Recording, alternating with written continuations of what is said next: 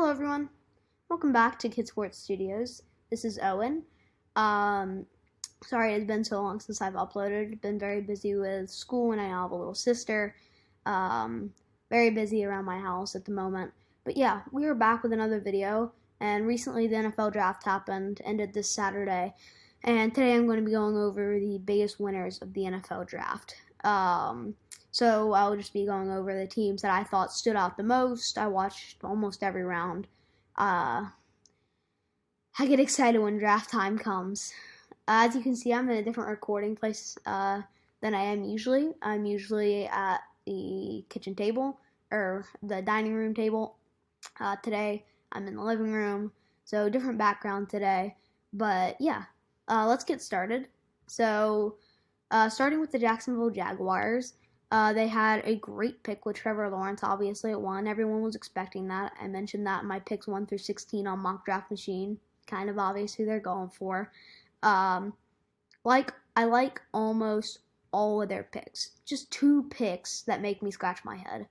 The pick of Travis Etienne. They already have a top running back, Travis Etienne, and sure, they want Lawrence and Etienne to reunite, but why split time with Robinson? He's a top running back, and Etienne, obviously an elite running back in college at Clemson, but it makes me scratch my head. Just a little confused why they take Etienne when they can have Robinson just starting. But it's good because that gives the Jags a power running back core. They have Travis Etienne, obviously, and then James Robinson, which is pretty powerful. Could be a top running back core in the NFL. And, it could be like Ingram Kamara situation, like in New Orleans that year. Ingram was the older one. Well, Robinson just came out of his rookie season. But Robinson, the person who's a little older, and then Etienne is the Kamara. So, kind of like that. And then Walker Little, a little confused on that pick. I know they need an offensive tackle, but here's my only concern with that. Walker Little hasn't played in quite a while after his injury. So, it concerns me that that injury may reoccur in the NFL. But other than that, I think it's a great draft for the Jags. They got the pick of Andre Cisco with the 65th overall pick. So I like that pick a lot. I think that'll really help out the defense. Anyway, on to our next team, the Red, White, and Blues, the New England Patriots. This is a great draft for the Pats. I only have one concern, really, but I'll get to that in a sec. 2 great first picks of Mac Jones, obviously at quarterback. Cam has passed his MVP days. Hasn't won MVP in quite a while. So, yeah. Cam might need a replacement coming up soon. Smart choice by Bill Belichick. And then Christian Barmore, obviously.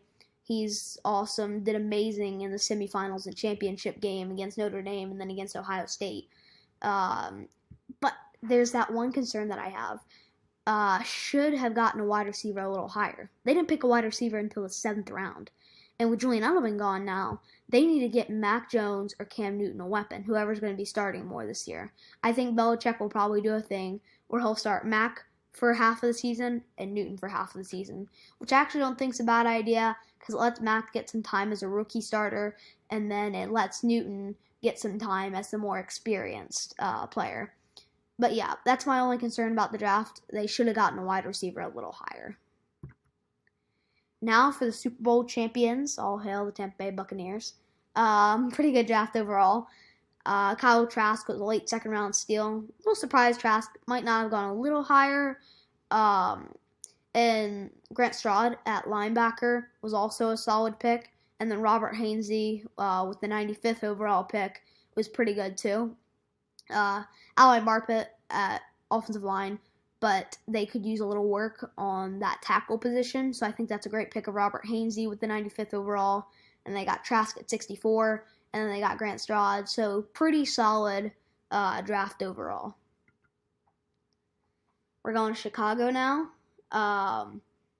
They got a solid draft with Justin Fields at 11. They need someone to kind of go in there at quarterback after Foles got hurt last season. And Mitchell Trubisky's just not really doing anything at the moment in Chicago. needs a bit of help, so they get some backup to help out Trubisky, and they bring in Justin Fields at 11.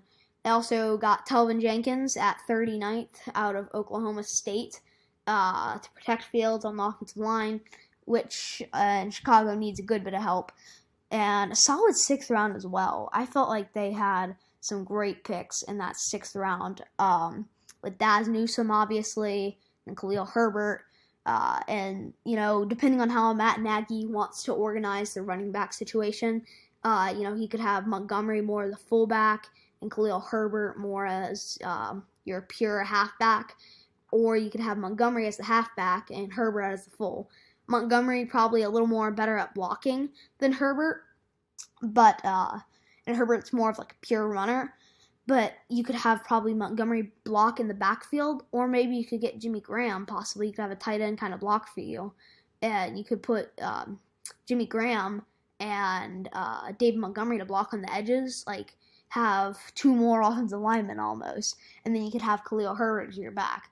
So I think it's a good pick with Khalil Herbert, and then you add Daz Newsome on there to play with Allen Robinson, kind of as a mentor almost. May not start a lot of games his rookie year, but I'd say they give him 5 or more starts just to get him kind of used to the NFL, because he should get a few starts. Allen Robinson, obviously, Denzel Williams.